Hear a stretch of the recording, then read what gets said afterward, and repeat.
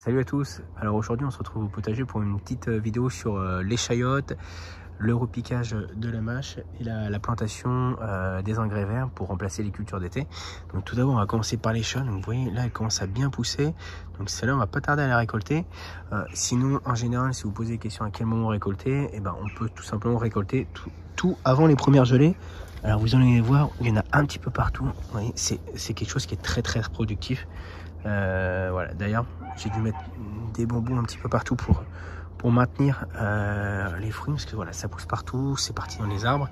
Donc c'est avec un plant on peut parfois récolter jusqu'à une centaine de kilos de chayote, donc c'est assez impressionnant au niveau de la récolte. Alors en fait le plant mère est ici, donc il y a un plant, il est dans la serre et vous voyez on va retrouver des chayotes ici tout en haut. Il y en a vraiment beaucoup. Alors j'ai essayé en grande partie de la diriger vers l'extérieur pour pas que ça tire trop, parce que voilà, même en la dirigeant vers l'extérieur ça fait énormément de lianes. Là ce plan là il fait plus de 8 mètres, donc vous voyez on a encore beaucoup de fruits à l'intérieur. Il y en a un petit peu partout et c'est impressionnant au niveau de la productivité. Alors au niveau goût c'est pas exceptionnel, mais voilà ça peut apporter pour faire des purées, pour pas mal de plats qu'on fait en hiver, et ça se conserve très bien comme les courges. On peut les conserver plusieurs mois sans forcément les mettre au frigo ou au congèle. On les garde comme des courges à l'intérieur, à l'abri du froid et de l'humidité, et ça va se conserver durant tout l'hiver. Donc on pourra les consommer au fur et à mesure des repas. Donc voilà pour la partie chayote. Alors pour ce qui est de la plantation, si vous souhaitez en planter, on peut les démarrer très bien en hiver. Donc par contre en intérieur vous allez tout simplement faire germer une chayote, que vous la déposez dans un pot à moitié recouverte, voilà, à moitié enterrée, et vous allez la laisser germer dans la maison et vous la replanterez une fois que les gelées ne seront plus à craindre, donc c'est-à-dire à partir du mois de mai en pleine terre, soit en extérieur soit sous serre en fonction de votre région. Puis la récolte se fait généralement de septembre à octobre avant les premières gelées. Et alors au niveau de la serre, je commence petit à petit à retirer le plant de tomate. Alors il en reste encore pas mal, mais voilà. Je vous avais montré, je crois que j'avais fait un semis de carottes ici, et voilà, là je suis en train de repiquer la mâche. Donc la mâche que j'ai démarré en semis au mois d'août, donc là qui est prête à être repiquée. Donc j'ai fait un peu de place dans la serre du coup. J'ai retiré hier 4 plants de tomates, je suis venu apporter du broyat, un peu de compost. J'ai bien arrosé parce que c'était un petit peu sec, et là je vais venir planter la mâche. Donc je vais faire une petite zone de mâche. Après quand j'aurai retiré les plants de tomates qui sont là, je viendrai replanter des épinards. Et il y aura aussi quelques laitues que j'ai commencé à faire en semis qui viendront prendre l'espace après. Donc comme ça permet d'optimiser la serre tout au long de l'année. Et là pour la plantation de la mâche, je vais simplement la planter en quinconce en fait comme ceci. Je laisse un bon espace de 10 cm entre chaque mâche. On pourrait faire plus serré, hein. On pourrait faire 5. Voilà, comme ça sera plus facile pour moi pour la récolte. Et voilà, je vais planter tout ça. Donc il y avait à peu près 70 plants, ce qui devrait être suffisant pour nous pour la récolte de tout l'été, de tout l'hiver. Après la plantation, donc là on a à peu près 70 plants. Donc je l'ai fait en serre, mais on peut tout à fait le faire en extérieur. Et donc voilà, toute la plantation. Il me reste encore un plant de gingembre que je vais pas tarder à récolter. En tout cas voilà ce que ça donne dans la serre. Donc voilà, j'ai rempli à peu près l'espace de 4 plants de tomates. Donc il doit y avoir à peu près 2 mètres carrés de mâche. Et petit à petit on va grignoter au fil du temps. On va retirer les plants de tomates pour voilà, mettre des épinards, des laitues et d'autres plantations d'hiver. Peut-être même quelques choux chinois que je vais essayer en serre cette année. Je vais peut-être faire une petite bande de choux chinois ici.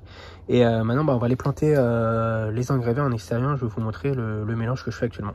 Donc voilà, c'est ici la zone où je vais venir mettre les engrais verts. Donc j'ai une structure avec des haricots avant. J'ai tout retiré ce matin. Je suis venu un petit peu retirer les mauvaises herbes. Les mauvaises herbes en fait je les ai mis sur la planche d'à côté, parce que sur cette planche là j'avais cultivé de l'ail en début de saison. J'avais mis un engrais vert cet été, donc c'était du sarrasin que j'ai fauché il y a une dizaine de jours. Et donc voilà, ça va rester paillé comme ça tout l'hiver. Je viendrai peut-être rajouter un petit peu de fumier en complément, mais voilà, ça va se décomposer lentement et puis on pourra cultiver cette parcelle au printemps. Celle-ci donc voilà, elle a été cultivée jusqu'à très récemment. Alors j'ai même pas eu besoin de travailler la terre. Vous voyez, elle est quand même très légère. Donc voilà, au fil des années, on voit une nette amélioration au niveau du sol. Là, j'ai juste passé un coup de râteau après avoir retiré les mauvaises herbes. Et vous voyez, il y a pas, la terre n'a pas besoin de décompacter. Elle est déjà très meuble. Donc là, il n'y a plus qu'à semer l'engrais vert. Ici, je vais venir mettre un mélange Vess, Sainfoin et Trèfle Incarnat.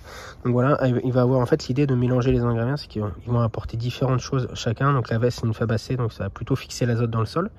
Et les autres, elles vont plutôt venir aider à décompacter le sol en profondeur, parce qu'ils ont des racines assez profondes. Un autre mélange que j'aime bien, c'est Vesse et seigle, parce que le seigle c'est une graminée, donc lui pareil, il a des racines assez traçantes, donc il va venir décompacter le sol en profondeur, et en plus derrière quand on va le faucher, voilà, il va produire pas mal de biomasse. Donc le mélange seigle-Vesse c'est pas mal aussi, je pense que je vais en refaire aussi sur d'autres parcelles. Donc pour la plantation, bah, c'est tout simple, on va simplement semer à la volée. Donc voilà, on sème les graines à la volée, on passe un petit coup de râteau après, on vient tasser légèrement avec le dos du râteau, un bon arrosage et c'est parti. On va laisser en place tout l'hiver et on pourra venir le faucher au début du printemps, c'est à peu près au mois de mars. Donc soit on peut le faucher à la tondeuse ou à la faux en fonction de ce que vous avez. Et après vous laissez une dizaine de jours et puis après vous pourrez ressemer vos plants au printemps. Donc voilà, je lance mon semis puis je vous montre une fois le résultat final. Fait à la volée, donc voilà, on essaye de répartir au mieux les graines sur toute la surface et derrière on passe un petit coup de râteau et on tasse. Le semis d'engrais vert vient d'être terminé, donc j'ai fait un petit arrosage en plus fine et maintenant il n'y a plus qu'à attendre que ça pousse. Donc j'ai rajouté un petit grillage pour éviter que les chats ou les oiseaux viennent retourner tout ce qu'on vient de semer, et une fois que ça aura bien levé je pourrai le retirer. En tout cas voilà pour la petite vidéo du jour. On se retrouve la semaine prochaine pour peut-être la récolte des patates douces. Il y a pas mal de trucs qu'on va récolter là dans cette période. Il va y avoir les courges d'ailleurs qui sont ici, qu'on a commencé à récolter. Donc patates douces, curcuma, gingembre, l'échalote, il y a encore pas mal de récoltes à faire. Et on va aussi repiquer au fil des semaines là, nos semis qui ont été faits début septembre. On a de la laitue, des choux chinois, enfin il y a pas mal de choses encore à faire au potager. Et préparer le potager aux endroits où on ne va pas cultiver en déposant des engrais verts et du fumier. Voilà, je vous souhaite à tous une bonne semaine, puis à la semaine prochaine. Ciao ciao.